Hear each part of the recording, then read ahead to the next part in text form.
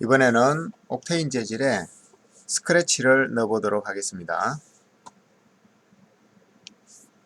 이전 작업 파일을 열어서요. 자, 현재 아주 밝은 바탕에 빨간색 공이 하나 있는데요. 여기에 스크래치를 한번 넣어보도록 할게요. 먼저 빨간색 공을 노드 에디터 여기서 접근해도 되고요. 또 여기서 접근해도 됩니다. 빨간색 공을 열어서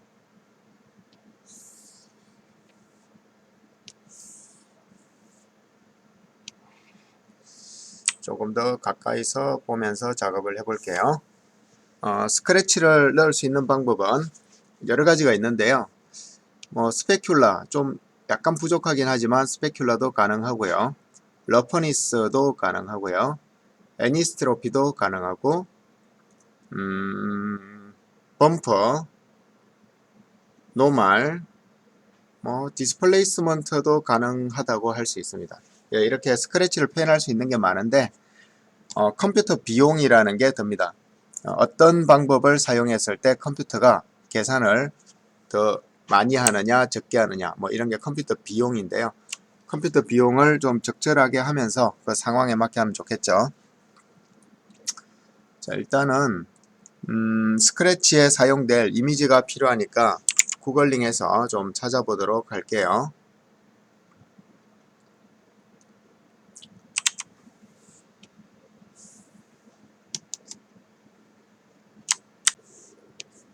자, 여기에 스크래치라고 입력을 구글에서 참 해보는 게 나을 것 같네요.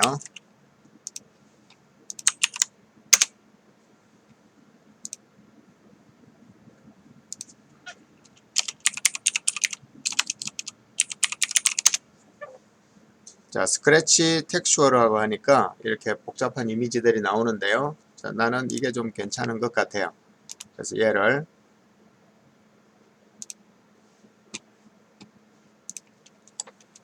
지금 작업 폴더로 가져와 볼게요.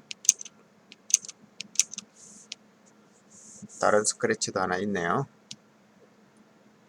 자, 스크래치를 하나 가지고 와서 여기에다가 작업을 해 볼게요. 이미지에 텍스처를 하나 가져와서 지금 한 디테일드 그룬지 스크래치드 텍스처라는 것을 가져오고요. 자, 이 이미지를 러퍼니스에 한번 넣어 볼게요. 자, 그랬더니 공에 이렇게 스크래치가 생겼는데요. 컴퓨터 그래픽에서는 이 블랙 앤 화이트, 사실은 그레이스케일, 이 회색조 이미지를 해석을 할 때 검정색 부분은 없다. 그러니까 컴퓨터 신경을 안 쓴다고 보면 됩니다. 흰색 부분은 있다. 이렇게 본다 그랬죠. 자, 이 스크래치가 공에서 어떻게 표현되는지 좀 자세히 알아볼게요. 이미지 텍스처 노드에서 마우스 오른쪽 솔로 노드라는 걸 켜볼게요. 자, 근데 지금 솔로 노드가 잘 안 켜지네요. 자, 이럴 때는 얘를 러프니스를 디퓨저에 직접 집어넣어 보면 바로 보이게 됩니다. 자, 이런 식으로 지금 스크래치가 생겼는데요. 이 스크래치의 크기나 방향 이런 것들을 우리가 조정해 줄 수가 있는데요. 먼저 크기를 한번 조절해 볼게요. 자, 이미지 텍스처를 이렇게 선택을 하면 오른쪽에 이미지 텍스처에 관련된 애트리뷰터 속성창이 나오게 되고요. 여기에 두 가지 옵션이 있습니다. UV 트랜스폼과 프로젝션. UV 트랜스폼은 이 텍스처의 UV 가로축과 세로축에 대한 길이, 회전, 위치 이런 것들을 정해 줄 수가 있고요. 프로젝션에서는 이 이미지를 검정색 이미지를 공에 투사하는 다양한 방법들을 정할 수가 있는데 먼저 UV 트랜스폼을 눌러 볼게요. 자, 이걸 누르면 여기 트랜스폼에 노드가 하나 생기면서 이렇게 우리가 조정할 수가 있는데요. 트랜스폼을 클릭하면 오른쪽에 트랜스폼의 세부 속성이 나오게 됩니다. 자, 여기서 크기를 조절할 수 있고요.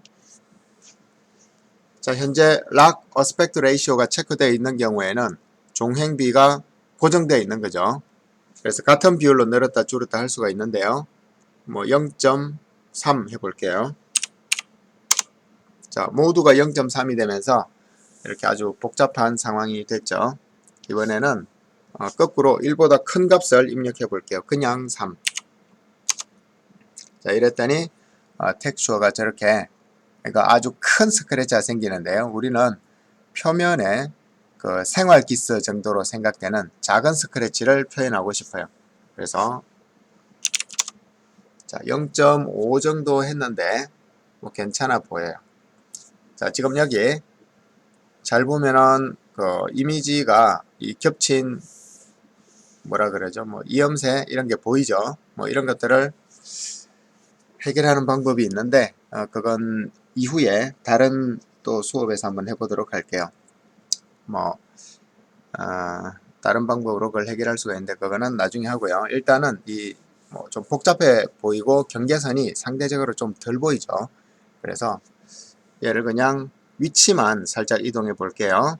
자, 트랜스폼 X가 X축 방향에 위치를 이동하는 건데 슬라이드를 이렇게 살짝 이동해 주면 지금 여기 보이는 경계선, 이 마우스 커서를 따라간 이 경계선이 이동하게 됩니다. 자, 이 정도 이동하면 이제 잘 안 보이죠. 이 상태로 일단 작업을 진행해 볼게요.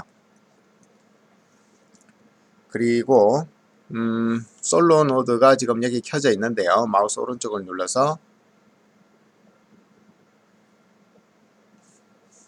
안 켜져 있네. 자, 이제 솔로 노드가 제대로 켜졌네요. 솔로 노드가 지금 켜져 있을 때는 이 전체 머티리얼을 보는 게 아니고 이 텍스처 한 장만 여기 입혔을 때 어떻게 되는지를 보는 거고요. 솔로 노드를 끄고 한번 확인해 볼게요. Disable 솔로 노드. 자, 이렇게 솔로 노드라든지 뭐 디퓨저, 러퍼니스 이 채널을 이렇게 바꿔서 막 작업을 하다 보면 지금과 같은 현상이 생길 수가 있습니다. 이건 옥테인의 약간 오류 같은 건데요. 이런 현상이 생겼을 때는 지금 여기 보면 렌더링 광선 추적 방식이 이렇게 꺼져 있죠. 여기를 눌러서 다이렉트 라이팅 또는 반사광 계산을 위한 패스트 트레이싱, 자, 이것들을 다시 켜주면 이렇게 렌더가 살아나게 됩니다. 자, 현재 표면에 아주 미세한 요철이 있는데요. 좀 잘 안 보이죠. 그래서 얘를 좀 강조해 볼게요.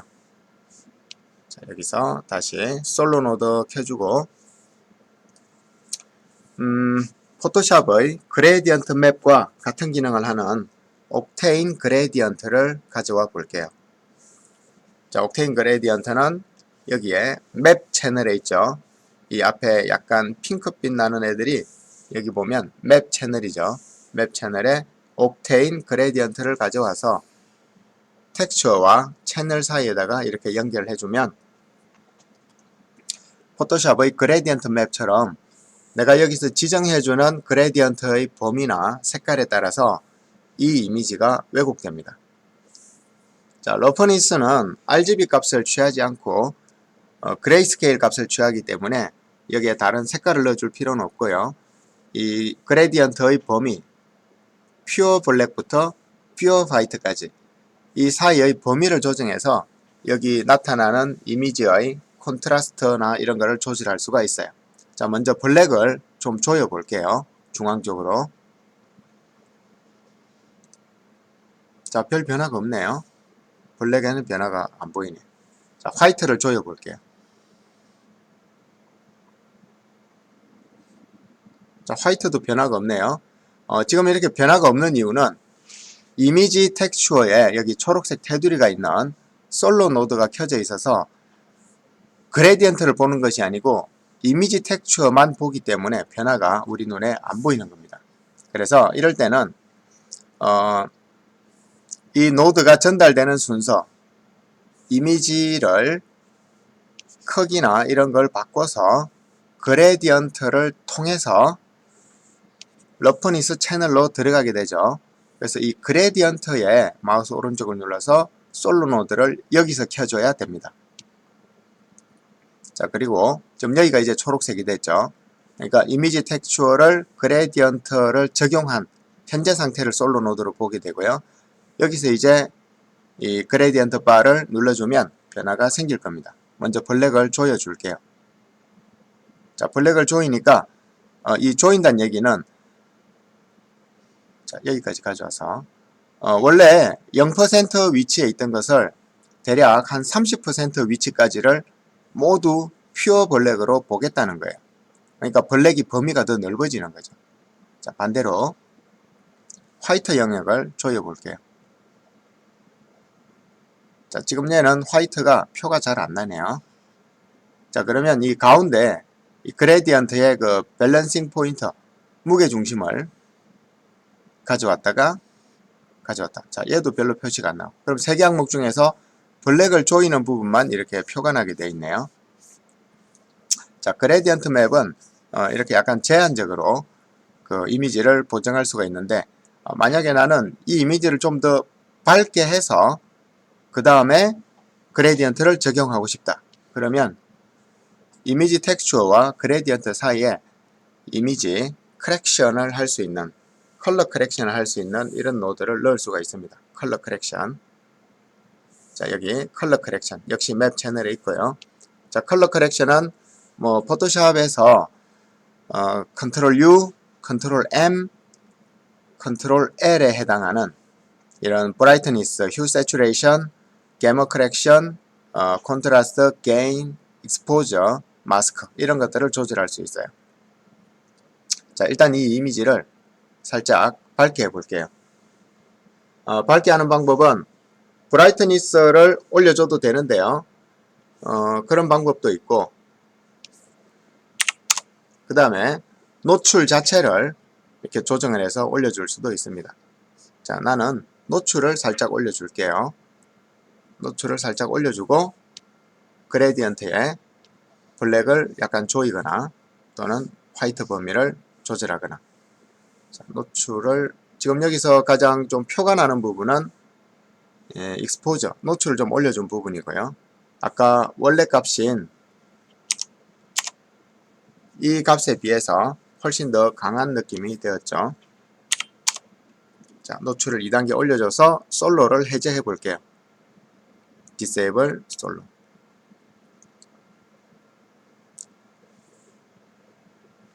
자, 이제 표면에 아까보다 조금 더 강한 생활 기스가 생겼습니다. 이 생활 기스가 잘 보이게 하기 위해서 이 빨간색 채널을 짙은 푸른색 계열로 한번 바꿔볼게요.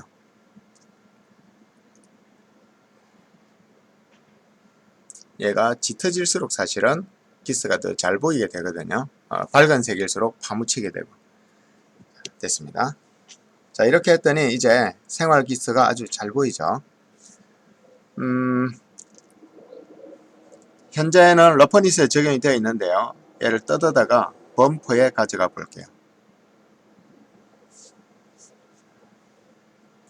자, 러퍼니스와 범퍼는 좀 성격이 다른데요. 러퍼니스는 난반사를 이용한 어떤 디테일 표현 방법이고요. 난반사. 범퍼는 포토샵의 엠보스와 같습니다.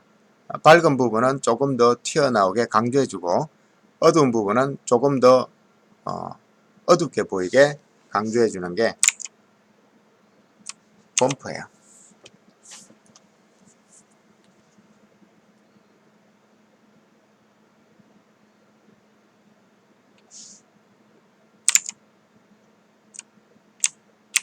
자, 포토샵에다가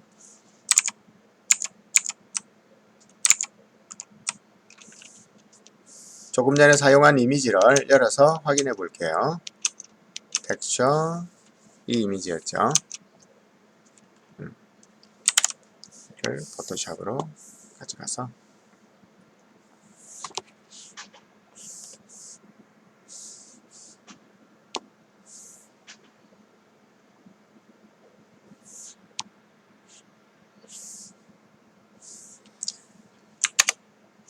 자, 이 상태를 범프로 만들어 볼게요. 현재 RGB 8비트고 필터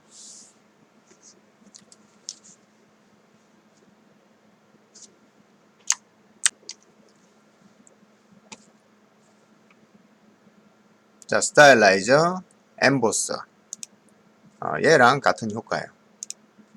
엠보스는 그게 적용되기 전과 적용된 후에 상태를 보면 이 보통 고주파 영역이라고 뭐 표현하는데요.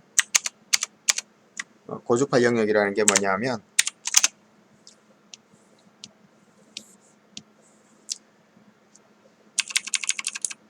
자 컴퓨터에서 어떤 성분을 이렇게 따라가다가 색깔이 너무 어둡네요. 노란색 계열 내볼게요. 자 컴퓨터가 이 이미지를 분석할 때 이렇게 진행하면서 분석을 했다고 치죠. 그러면 검정색에 검정색에 검정색에 검정색은 변화가 없죠. 그러니까 저주파예요. 변화가 없을 때는. 근데 여기서 갑자기 흰색을 만났죠. 자 얘를 이 패스가 간 느낌으로 그래프를 그려보면 이렇게 가다가 갑자기 뭔가를 탁 하고 만난 거예요. 자 그 다음에는 다시 흰색이 없어지고 다시 또 검정색이 나오죠. 자 바로 이런 영역이 고주파 영역인데요. 이 고주파 영역을 강조해 주는 게 엠보스 필터입니다. 그래서 지금 얘는 조금 전에 본 그런 방식으로 처리를 한 거고요. 자 이 이미지를 스페큘러에도 넣을 수가 있는데요. 자 스페큘러는 조명에 얼마나 반응할지를 정하는 거죠. 여기서 텍스처에서 검정색은 컴퓨터가 신경 안 쓴다 그랬죠. 텍스처에서 밝은 색만 조명에 신경을 쓰는데 스페큘러 조명을 받았을 때 반사광을 얼마나 잘 낼 건지 하는 부분을 스페큘러에서 내는 거죠. 자 그래서 스페큘러에 넣어도 디테일이 표현이 되고요. 러프니스에 넣어도 디테일이 표현이 되고 범퍼에 넣어도 디테일이 표현이 되고 자 그리고 디스플레이스먼트에도 넣을 수가 있고 노멀에도 넣을 수가 있는데 자 일단 노멀에 한번 넣어 볼게요. 자 노멀에도 이 이미지가 현재 정상적이지 않은 노멀 데이터인데도 처리는 가능하네요. 자 근데 디스플레이스먼트에도 넣을 수 있다 그랬는데 여기는 빨간색 링크가 뜨네요. 못 들어가요. 그죠? 자 그러면 정상적인 노멀과 정상적인 디스플레이스먼트를 한번 학습해 볼게요. 자 먼저 노멀은 여러분이 texture.com에 들어가서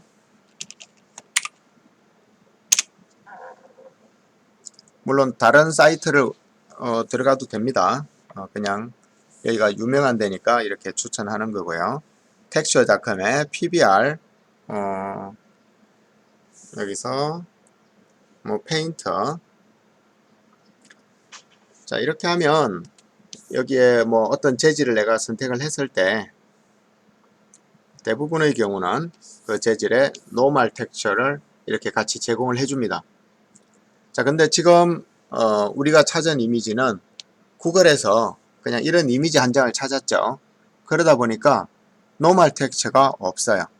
그러면 이 이미지를 가지고 바로 노멀을 만들 수 있는데요. 예전에는 뭐 전문 툴들을 많이 사용을 했는데 지금은 포토샵에서 다 할 수가 있습니다. 그래서 포토샵에서 아까 띄워놓은 이미지를 가지고 해보면 되겠네요. 자, 이 이미지인데요. 이미지 원본이 아주 작네요. 이 크기네요. 자, 이 이미지를 노멀로 바꿔볼게요. 노멀은 필터에 3D 제너레이터, 노멀 맵 이걸로 간단하게 만들 수가 있습니다. 자, 그러면 작업 환경이 3D 환경으로 바뀌면서 여기 3D 워크스페이스로 바뀌었죠. 그러면서 여기 샘플 굴을 보여주고요. 샘플 굴을 이렇게 돌려서도 볼 수 있으며 여기에서 약간의 조정이 가능한데요. 자, 낮은 주파수 영역, 중간 영역, 높은 영역이 있는데 이 슬라이드를 위아래로 옮겨가면서 미리 보기를 같이 보면서 이거를 정할 수가 있습니다. 자, 그리고 블러, 이거는 흐려짐이죠. 그리고 디테일 스케일, 이 세부적인 스케일에 대한 값이고요. 자, 이거를 뭐 대부분의 경우는 그냥 원래 포토샵이 제공하는 기본 값을 써도 별 문제가 없어요. 자, 이렇게 해서 오케이 해볼게요. 만약에 이 스크래치가 지금은 페인 스크래치인데 튀어나온 스크래치를 하고 싶으면 여기 인버트 하이트를 누르게 되면 그 스크래치의 모양이 반전되게 됩니다. 자, 그냥 모든 것을 기본값으로 두고 오케이 해볼게요. 자, 그러면 우리가 많이 보던 약간 그 무슨 색이라고 하죠? 보랏빛이면서도 이런 초록색이 많은 이런 노멀 이미지로 바뀌게 되죠. 자, 얘를 저장해 볼게요. 우리가 사용하는 경로에 제일 뒤에다가 노멀이라고 저장을 했고요. 여기서 이미지 텍스처를 불러서 지금 만든 노멀 이거죠. 노멀을 불러들여서 얘를 그대로 링크를 하면, 자, 이제 뭐 아까도 초록색이긴 했지만 얘가 더 정상적인 방법이에요. 자, 그런데 뭔가 좀 이상하죠.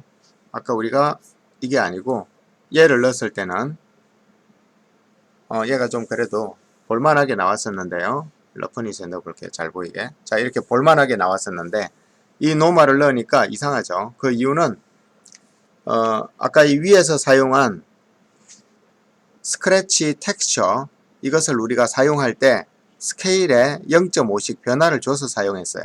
그래서 여기 있는 트랜스폼을 이 새로 만든 노멀에도 똑같이 적용을 할게요. 자, 그리고 그 결과를 노멀에다가 넣을게요. 자, 그러면 아까랑 사실은 같은 좌표가 되는 거예요. 자, 근데 만약에 이 노멀이 뭐 너무 세거나 그렇다 그러면 여기 있는 파워를 조절해도 되고요. 자, 파워를 낮춰주니까 많이 줄어들었죠. 파워. 자, 그 다음에 아래쪽에 있는 감마는 사실 JPG는 감마 2.2가 정상이에요. 이 부분은 나중에 다른 강의에서 다룰 수 있으면 좋겠네요. 또 설명하면 많이 복잡해지니까 얘는 그냥 놔두고 위에 있는 파워를 조절해서 노멀이 너무 강하다 싶으면 이렇게 조금 낮춰주면 되고요. 또 추가로 할 수 있는 방법은 이 파워를 1로 유지를 하면서 여기에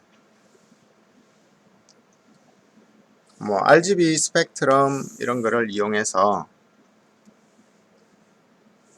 이 노멀과 RGB 스펙트럼에 좀 어두운 값을 줘서 완전히 어둡네요. 뭐 RGB 스펙트럼 또는 플롯도 괜찮네요. 자, 이걸 이용하든가 일단 이걸 해볼게요. 노멀과 이 두 개를 섞으면 약간 어둡게 섞으려면 믹스 모드에서 그 블렌딩 모드에서 멀티플라이가 어두운 부분을 섞는 거죠. 중간에 집어넣고 얘가 1이든 2든 상관없이, 자, 이렇게 하면 얘가 어두워졌는데 너무 많이 어두워졌죠. 그래서 멀티플라이에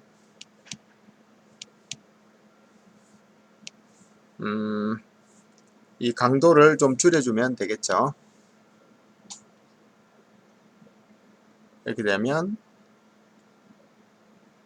자, 여기 보면 좀 덜 어두워졌죠. 자, 이런 식으로 해서 노멀을 적용할 수도 있고요.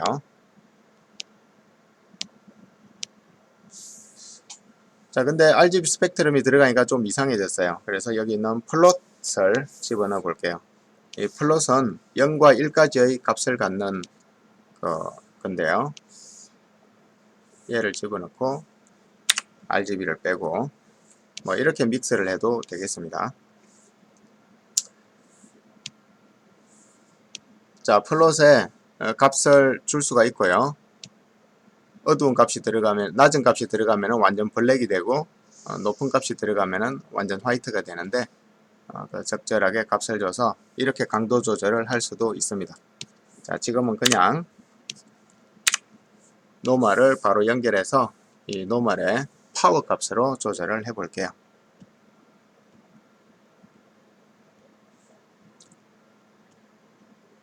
좀 자연스러워지려면 뭐 이 정도가 좀 자연스러운 것 같아요. 자, 노멀로도 할 수가 있고, 그 다음에 디스플레이스먼트로도 할 수가 있는데, 디스플레이스먼트는 실제 이 오브젝트의 표면을 왜곡시키는 방법인데요. 얘를 일단 바로 넣어 볼게요. 자, 빨간색이 들어서 안 들어가죠. 이럴 때는 뭔가가 더 필요하다는 얘기예요. 이럴 때 얘를 눌러서 보면 여기 디스플레이스먼트라고 있죠. 자, 여기에 add displacement라는 것을 눌러줘야 이렇게 디스플레이스먼트가 아까 여기 트랜스폼 생기듯이 얘를 눌러서 트랜스폼을 누르니까 얘 하나 튀어나왔죠. 이런 것처럼 이렇게 구성할 수도 있고요. 또 다른 방법으로는 왼쪽 채널에서 디스플레이스먼트라고 있죠. 자, 얘를 끌어다가 이거를 이렇게 디스플레이스에 연결해줘도 초록색으로 잘 들어가게 됩니다. 자, 이 디스플레이스먼트는 텍스처 인풋이 필요한데요.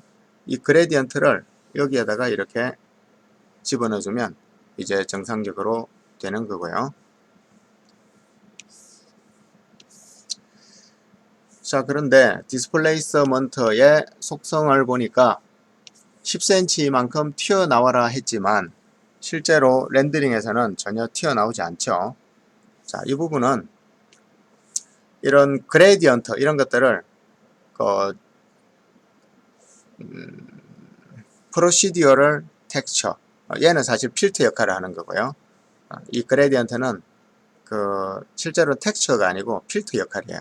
얘가 없어도 동작이 되는 거고, 얘도 컬러 커렉션도 필터 역할을 하는 거고, 실제로는 이 이미지 텍스처가 진짜 데이터를 가지고 있죠.